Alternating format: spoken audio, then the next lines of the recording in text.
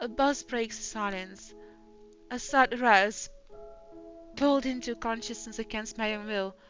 Never felt this tight before. I just want to sleep, but the insistent buzzing, poking and prodding isn't letting me. My old mattress may not be the comfiest of places, but that doesn't make me any more eager to wake up. Isabella. 5 more minutes, Becca. I sweat away at what is notching persistently at my side. Can I just get a few extra minutes of sleep today? I promise I'll work hard once I'm up. A hand lightly taps my cheek, and something cold is suddenly being pressed at the back of my head. The icy sensation slowly spreads throughout the area, giving me an uncomfortable feeling. Angela, is she alright? Isabella? Isabella? Stop. Can you hear me? Isabella? The fog immediately lifts from my mind the moment I recognize the voice and my eyes snap open. They're looking down at me. It's Rose. Another woman loiters beside her, but my attention is too focused on my co-agent to even ask why there's someone else with her. Rose's posture just screams worry, although she's keeping a straight face, or trying at least. I can't help but feel bad for making her fret. A wave of dizziness washes over me as soon as I try to get up, forcing me to lie back down again. Luckily, the feeling subsides after a few seconds until only a mild dropping somewhere at the back of my head remains.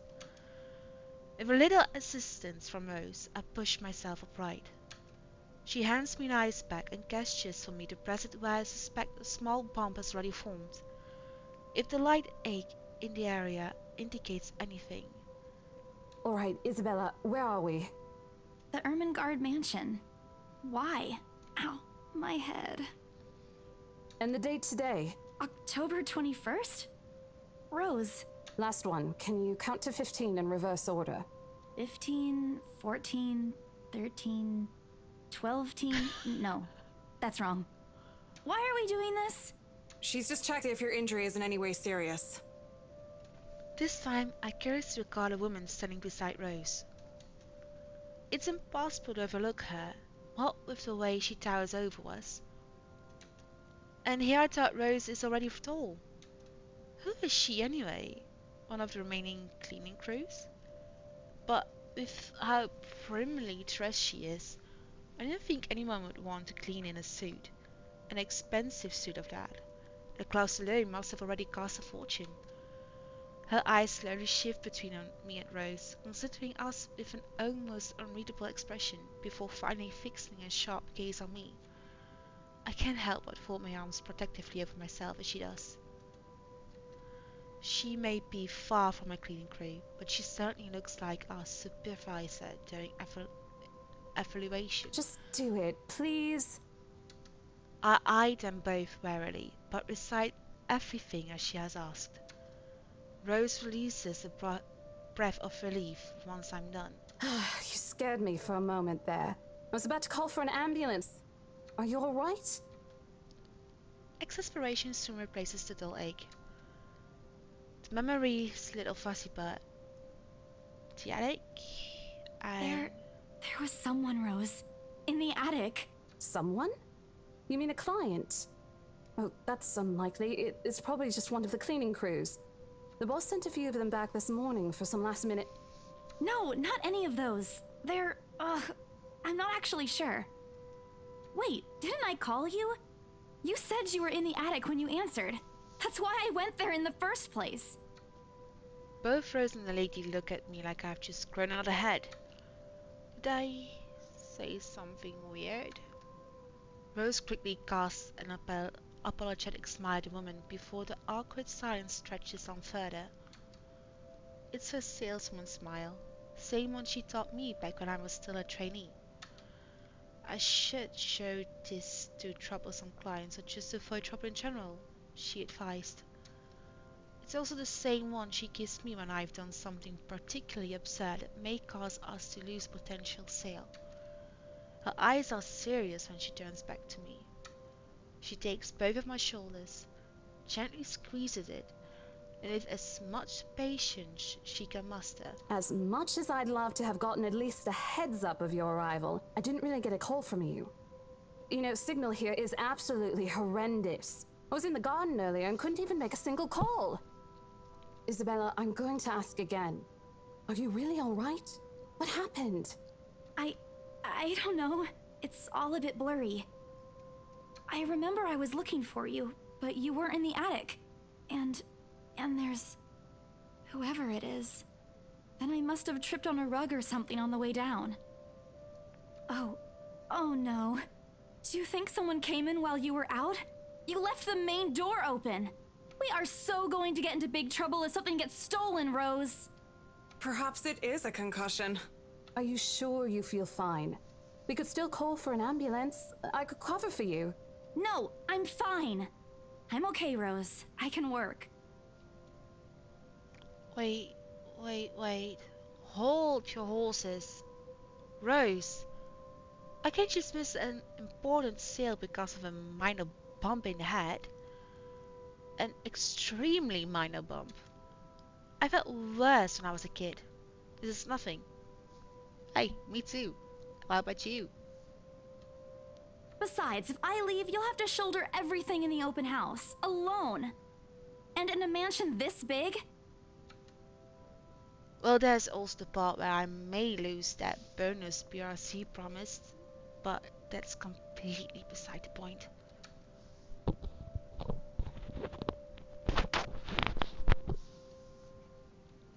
I have to use the staircase railings to steady myself, but otherwise, I feel fine. See? I'm A-okay. The two of them exchange a worried glance, and Rose assumes a contemplative look. I bite my lower lip in anticipation. If she says no... Right, you in. Yes! A smile threatens to slip out of me. If I see that you aren't feeling well, I'm taking you personally to the nearest clinic to have you checked. Clear? Clear as day, ma'am. Thanks, Rose. You insisted. But remember what I said. First sign of you looking not okay, and we're off. No questions asked. It's just a small bump. Don't worry. You shouldn't downplay these kinds of things. It could be a serious injury for all we know. Suddenly, a small cough sounds against the walls of the foyer, interrupting our banter. The woman is looking expectantly at the two of us, her stare making me shrink back a little myself. She isn't really intimidating. Well, she is, but not in a scary negative way. Far from it. Actually, her demeanor simply commands an air of sophistication and respect. In a different world, a younger me would have probably wished to be like her. At our lack of response, she coughs again, lifting a well-trimmed eyebrow at me in question. Words get caught in my throat at the sight of it, and Rose, as usual, is swift to catch my blunders. My sincerest apologies, Mrs. Miss McCulloch. Marianne McCulloch. McCulloch. Okay. She hands Rose her business card. A tradie Rose design interior designer. The words interior designer catches my eye before my partner flips it over. Probably someone interested in the mansion for its 17th century influence, then I won't hold it against her at all.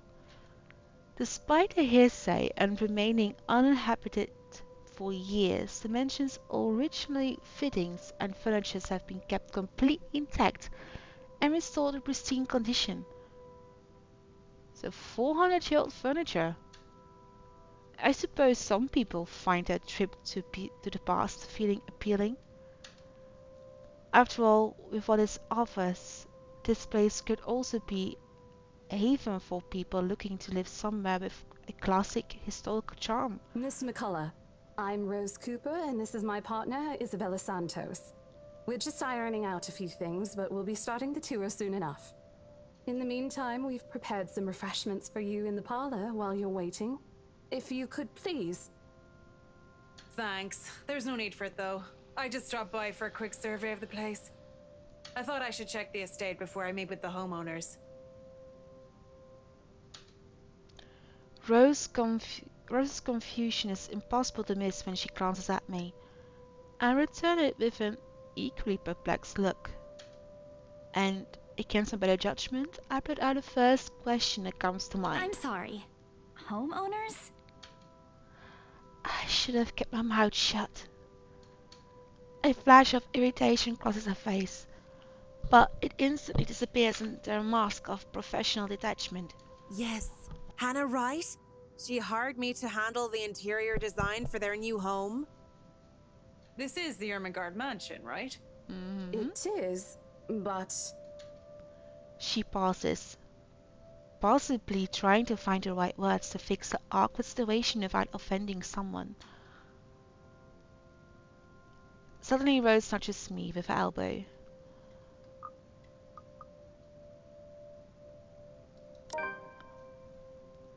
Oh, you just supposed to update. What happened? Ah! You did well! Those few moments have given me enough time to clear my head of any nervousness or confusion clouding it. It is, ma'am, but we weren't aware the mansion has already been sold. What do you mean? I almost flinch when she turns her gaze on me, but I stand my ground. Besides, it isn't like I haven't dealt with awkward situations like this before. I may screw up at times, but doesn't mean I haven't learned a thing or two in 5 years I've worked in the business. The mansion is indeed for sale, ma'am. Today's the open house, in fact. However, we haven't heard anything from the higher-ups that a deal has already been closed for this particular property. If you'd like, my co-agent and me can check with them right now. She nods, seeming in deep thought after I've finished. She appears to be in a reasonable place, anyway. Given the proper explanation, she'd surely understand. I thought something looked odd. Excuse me, I need to call my secretary. Thank you for your assistance, Miss Santos. With a slight wave of her hand, she leaves. That seems to be the end of it. Both Rose and I breathe a sigh of relief. Disaster averted. I also don't miss the thumbs up she gives me for doing a good job, and I can't help but swell with pride. Still, I've already prepared myself to tie the number to our Luxbourne office and check, even if she didn't ask for it. I will be very frustrated if, for some reason, something has already been decided without my or Rose's knowledge. That's a whole new level of unfair. We've been working hard on this. Moments later, Miss McCulloch returns, looking a little frustrated but with an apology clear in her face. I feel a little sorry for her having to go through all this trouble. There seems to have been a little misunderstanding with my client. If you'll allow it, I'd like to stay and wait for them here. I was informed they'll be dropping by for the open house today.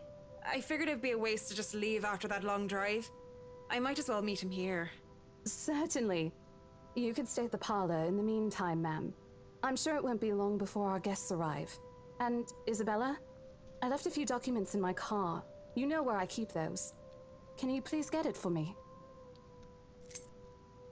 Rose takes a glance at her wristwatch before tossing me a set of keys. And hurry! We've still got a few minutes to double-check those papers. Okay, got it. The two of them disappear behind the parlor's door. Their departure brings with it is a stillness to keep me company, neither welcoming nor comforting. Alone like this, it's impossible not to think of what really happened.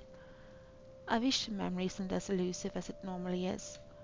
Then again, Rose already said she didn't receive any call from me. Was it just paranoia? A temporary lapse after having heard all those tales about this place? Probably. I want to think of it as such. Better to think of it as such, so I can work in peace. Except a small part of my mind begs to differ. And if I am going to be completely honest, with myself. I want nothing more than to leave this place as soon as possible.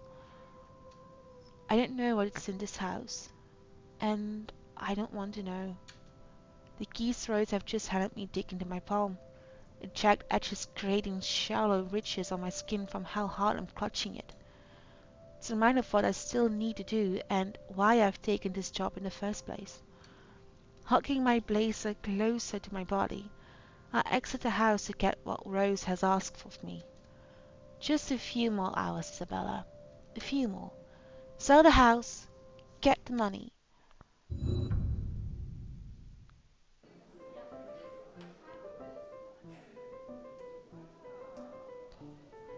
Ooh. Goosebumps again. Okay, breathe in, breathe out. A flock of people have already gathered in the mansion's front yard by the time we officially open the door.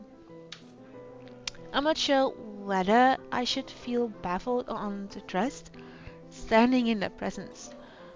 Men and women of wealth and status, all dressed to the nines in fancy suits and lovely dresses of varying colors, compose the medium-sized crowd.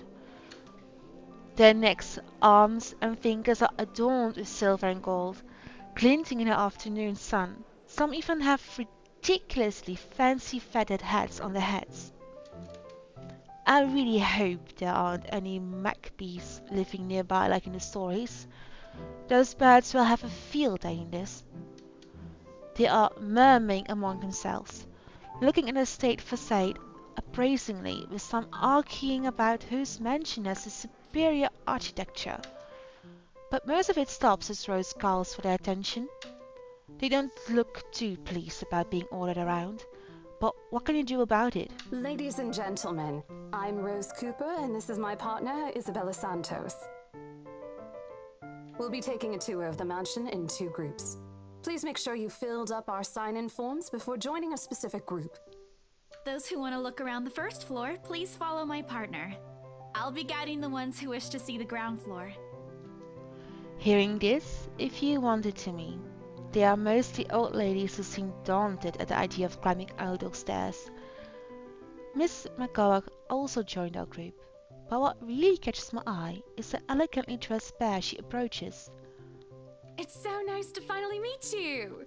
When Chief Inspector Lee mentioned that a famous interior designer is in town, I knew I had to get you. Your confidence in my skills is very flattering, ma'am. I'm sure you won't disappoint, Marianne. Oh, you know each other? Not at all, ma'am. You mentioned something about a Marianne on our way here, darling? Oh, yes, I think I did. They must have... I find it sus. They must be the clients she was talking about. I might have seen their faces somewhere before. Some magazine? Or television? I can't quite remember. But then again, most of our guests have likely ended up on the news, one way or another.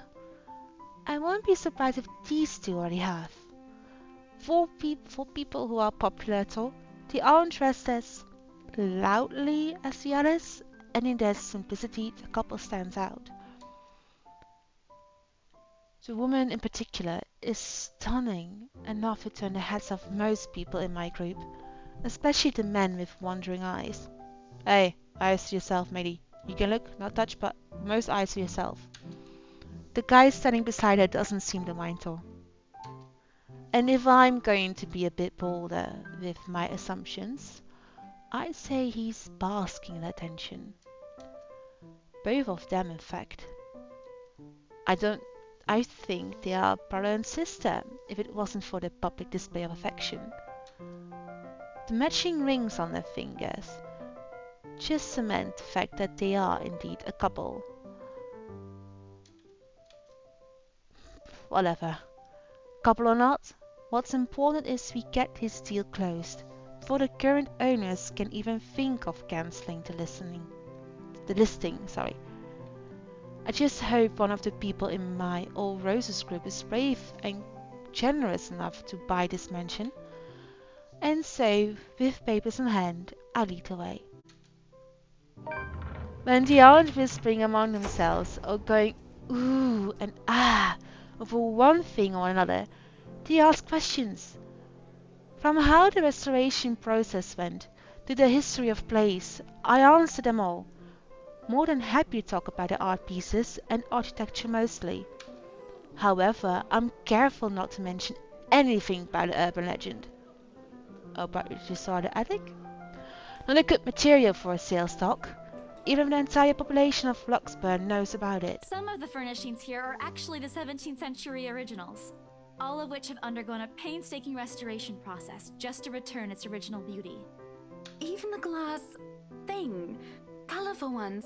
Oh, I don't know, but you get the idea, I hope. Especially that one, ma'am. It is said to be a gift commissioned by the fiancé of Lady Charlotte Ermengarde. The mansion's current owners have specifically requested that the restoration crew take great care in handling it. It's a priceless work of art and the most distinctive feature of the mansion. By the time I've stopped talking, her attention is already elsewhere. Isn't this place wonderful, darling? I told you it's not a total waste of your time.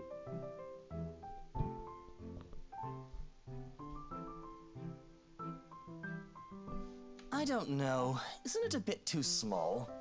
We might have to break a wall down to have more room. Well, I think it is just right. Don't you think so, Marianne?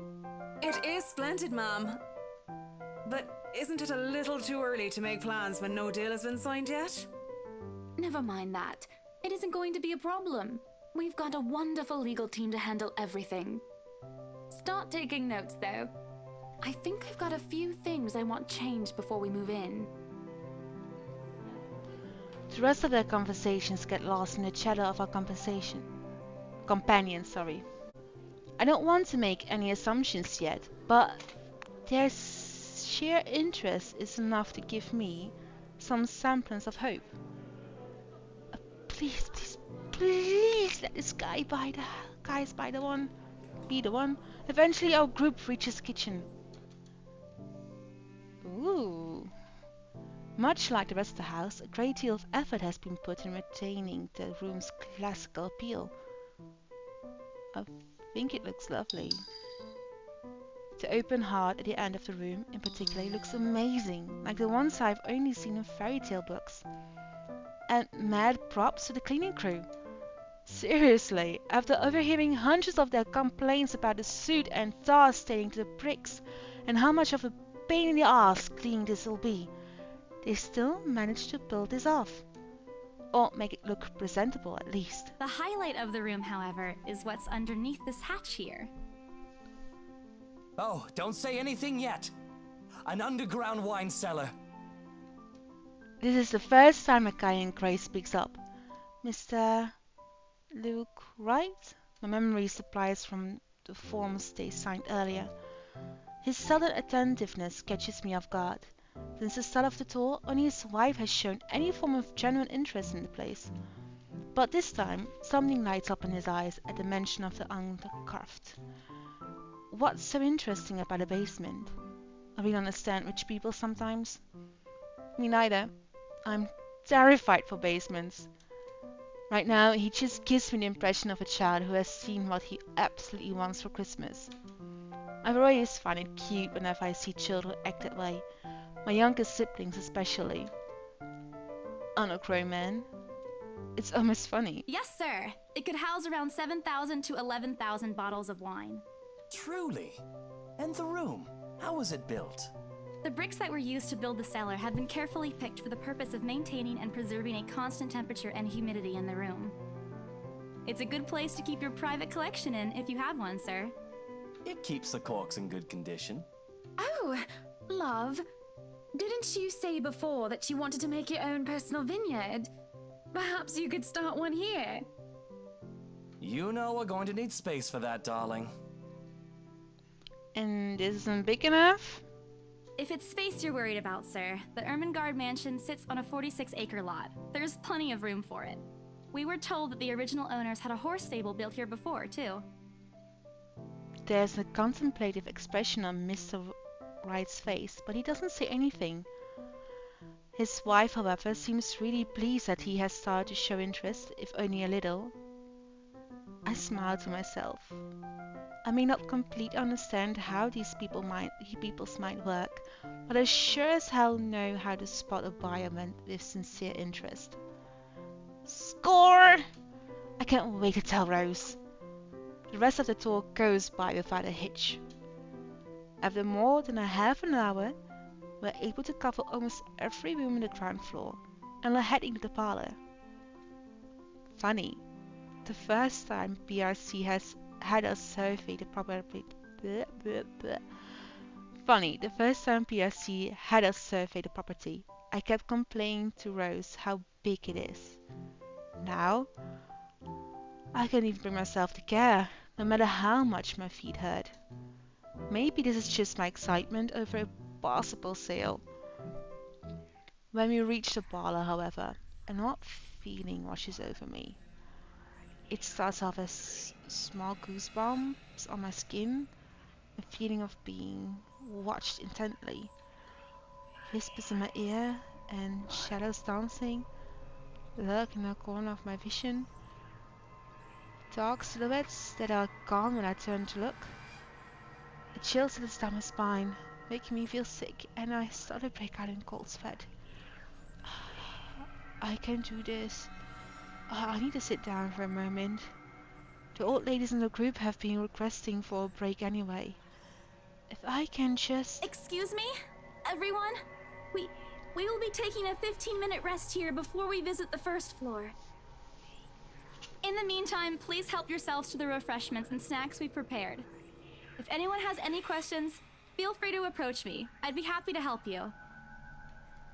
I let them sit while I retreat to a quiet corner to recover. It's not what you think. Don't think about it. It's not what you think. I've probably just got Rebecca's cold. Don't think about it. I'm left alone for a good while, the same words spilling out of my lips in silent prayer. Until a hand taps my shoulder. Hello, you there? Yes, ma'am? Oh, look at you!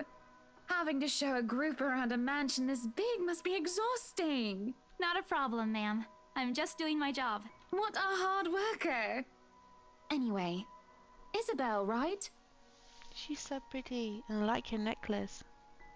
Isabella, actually. But yes, what can I help you with, ma'am, right? Please, just Hannah. Call me Hannah.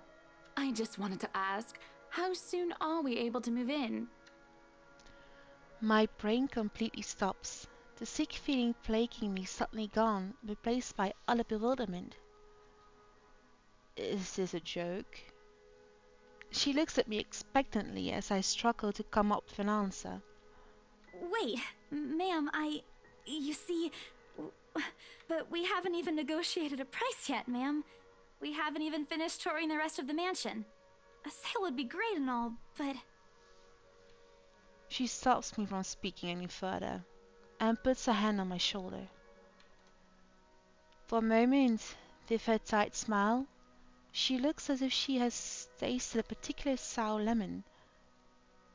Oh, please, sweetie, don't insult me. Money is not a problem. And, just between you and me, this place is better off with us than with some old lady who'll probably just fill it up with cats. Maybe cute cats? I personally don't think there's anything wrong with having cats here, ma'am Hannah. I'm sure there's more than enough space here if you want pets. Perhaps I'm still not feeling well, but really, what's wrong with cats? More importantly, why is she talking about moving in already? Well, I'm more of a dog person. Me too. But you see, this is going to be a gift to my darling. It's going to be our anniversary soon. And it would be so wonderful if you can secure its purchase for us. Why, I can even offer something extra if you help us out with the paperwork. We actually have a process for this, ma'am. I don't really think that would be necessary or appropriate. And just what are you two lovely ladies talking about here? Leaving me and our lovely interior designer to talk here by ourselves. What would the people think, darling? Oh, it's just small talk, love. I was asking if she could help me with the paperwork. I try to wince when her nails stick into my shoulder. Ooh, she's persistent. I can't help but send an imploring look at Miss McCulloch, who only gives me an apologetic smile and a shrug. Yeah, I can give you a fact sheet and a form to fill out. She wastes no time in taking the papers from my hand and shuffles through the bunch. Oh man, Rose is going to be so angry at me for letting her do that. Wonderful. And Marianne, I'd really love to talk to you about those changes. You took some notes earlier, yes? I did, Mom. But I really hope that this time... Excellent. Hopefully you can help us out too, Isabel. Isabella.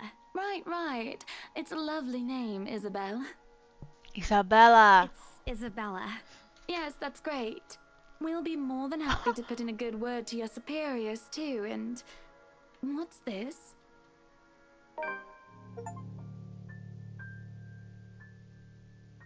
That's, an interesting work of art.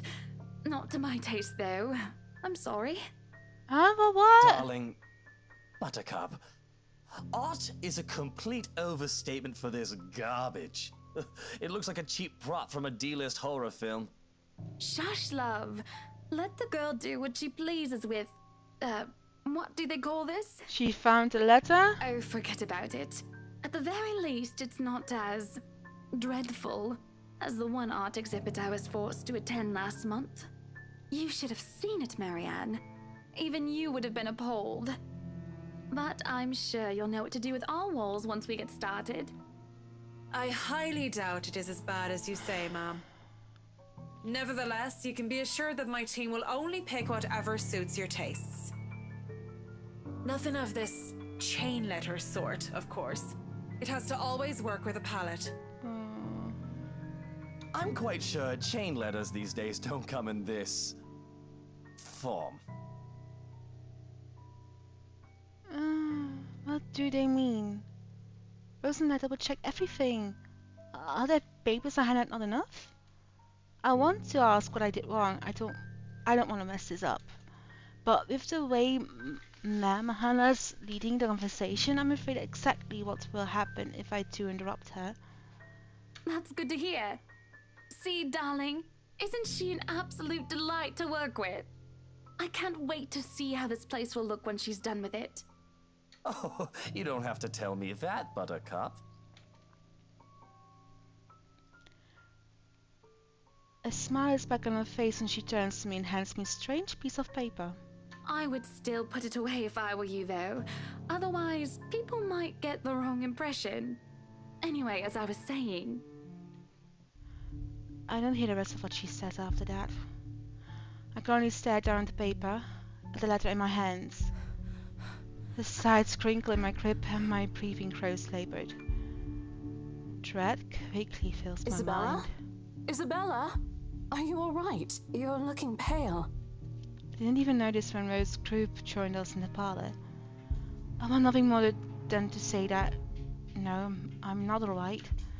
I want to leave this place, because I remember everything as clear as day. This letter and that woman in the attic. It's real. Letter. I'm sorry, I didn't know. Careless. I've been so careless. How do you even tell him that without looking like I've gone mad? Should I even tell him? No, they're not going to believe you. As she said, people don't know. They didn't say that. People don't always believe the truth when you tell them. And they will think she's mad. Don't show the letter. Rose, Huh. It went up. Yes. The words are stuck in my throat. I want to tell her, I really do. But is she going to believe me? She already dismissed me earlier. It's a concussion, she said. It's not. There really is something in this house, in that attic, in that letter. It's going to go after us. Please, please believe me. Dear me. Is Isabella alright? Ma'am, Anna's voice breaks through the haze beginning to cloud my mind. Rose is looking down at me, worry etches on her features. I didn't even notice when she removed the wrinkled paper from my hands and pushed me down to sit on a nearby chair. From the edge of my vision I can also make out Miss McCullough asking a passing food server for a glass of water. Through it all, Mr. White stands in the sidelines, although curious her appears more inclined to watch the scene than help. They are all as likely to believe me as Rose does. To everyone, whatever is in this house is just a hoax. A cautionary tale for children. Isabella, do you need me to call that ambulance? She offers me a drink, but I push it away. I need to get out of here before I cause an even bigger commotion. Clear my head, take a breath of fresh air. Anything to get my mind off things. No one is going to believe me anyway. No, I'm just feeling a bit out of it. Excuse me, I'll be back. I just need to catch my breath. Bowing my head, I mutter a quick apology and gather my stuff to make a quick exit. It doesn't matter if this place is haunted or not. I've caused trouble, and Rose can be quite unforgiving of behavior like this. I'm almost at the door when she catches up to me. Isabella, wait! The apprehension must have been quite obvious on my face, because her expression instantly shifts to something gentler, eyes softer, the fond smile spreading on her lips. Hey, I'm not angry. I know. I'm sorry I ruined this for you. Come on, you didn't ruin anything. It's not like we haven't ran into any problems before. If we don't get a deal today, we can always try on a different day. And look. She hesitates, completely trailing off, before shifting her gaze down to her hands, a small gesture to stall. Her fingers are fiddling with a piece of folded paper. It's that stupid letter again. My hands stiffen when she gives it back, but I take it, nevertheless, more as an automatic response than any desire to have it back. I'll throw it away if I can, but I have this nagging feeling that, one way or another, it'll find its way back to me regardless of what I do about it. Rose, this is... You have to let them know about... I know you want us to get this sale so badly, and we've made a lot of plans on how to go about this. I mean, who wouldn't? This is the first time I've been assigned to a property like this. I've sold plenty of houses before, but nothing like what we have here. It's a beautiful house. I'd love to get one of my own if I ever win the lottery. But I think... Look, here's the thing, Isabella. If we are going to do this, work on something, I don't know, this big, I need you in top shape. And the way you are now... My mind stops. What? Wait, no, I can still work. I just need to get myself together. That's what you said earlier. I let it go because I thought, hey, it's your own body and you should know more than anyone how you feel. But after this, I really think you should take a break. Oh no! You're kicking me out? No, I'm not. Look, all I'm asking is for you to take a seat somewhere I can see you, and let me handle this for now. You're clearly not yourself, and I honestly could use some time not worrying when you'll fall over or not. The day's not even over, and I'm already feeling the stress. Please, humor me just this once. She clasps her hand together in front of her, eyes pleading for understanding. And I do understand. To some extent. Doesn't mean I'll feel any less awful. Whether at myself, at the unlucky turn the situation has taken, or for her, I don't really know. I promise I'll give you a full report of what happens after. I'll even let you take the lead tomorrow. Fine. Okay. I'll step aside for now. You're upset. A little, yeah, obviously. If it's any consolation, I won't tell the boss about today. You know how he is. Please don't. I don't want a repeat of the lecture I got during my first assignment. He called me a noob, and I don't even know what that means.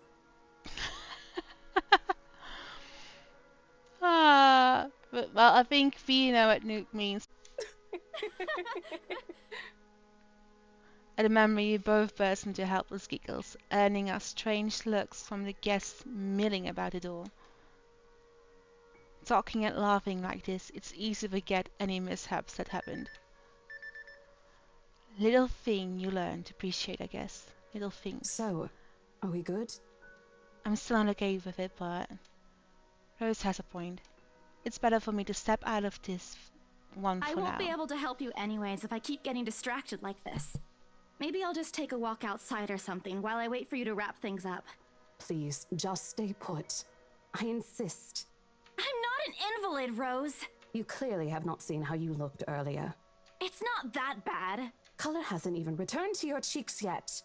Just stay here, all right? Don't even think of going anywhere. Let me finish what I'm doing here, and then I'll take you back to Luxbourne myself to have that minor bump checked. Or at least wait for me to call someone who'll fetch you, okay? She's gone before I can voice one word of complaint. Let's make a save. And I'll be back another time.